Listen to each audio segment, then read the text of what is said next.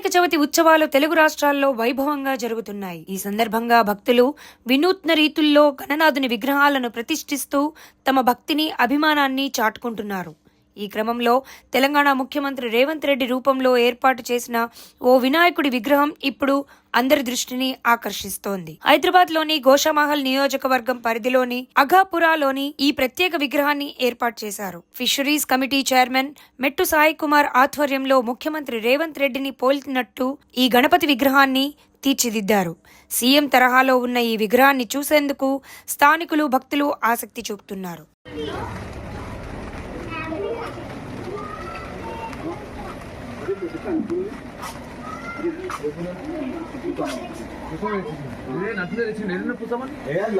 ఇక్కడ కూడా ఇచ్చిన రెండు ఇప్పించాం కదా